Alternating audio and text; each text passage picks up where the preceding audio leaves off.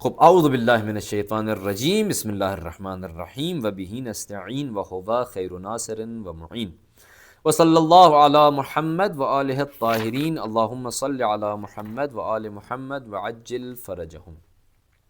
گفتگو کا جو محور تھا وہ جناب زینب سلام اللہ علیہا کی عظمت کے حوالے سے چل رہا تھا۔ دیکھیے، میں یہاں پر کچھ کمپیریزن کرنا چاہتا ہوں۔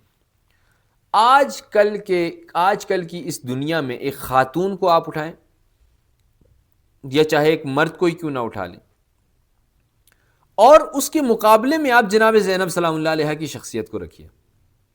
جب ہماری زندگی میں کسی قسم کی مشکل آتی ہے، فوراً سے ہم پریشان ہو جاتے ہیں، ہماری زندگی میں اطمینان ختم ہو جاتا ہے، ہم ایک دم سے بہت الگ طریقے سے ریاکٹ کرتے ہیں، حتیٰ ہم عبادت کو بھی صحیح طرح سے بجا نہیں لا پاتے۔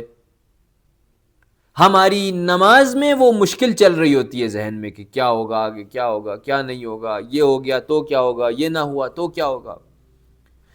اسی کے مقابلے میں یہی زینب سلام اللہ علیہا ہے کہ جن کو معلوم ہے سب ختم ہو جائے گا، لیکن پھر بھی اللہ کی عبادت میں ایسی کیفیت اور ایسا اطمینان ہے کہ وہ اطمینان شاید پہلے کہیں نظر نہ آیا۔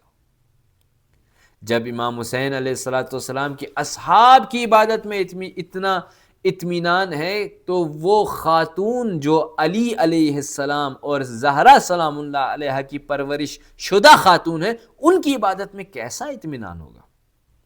لہٰذا یہ نکتہ بہت زیادہ امپورٹنٹ ہے۔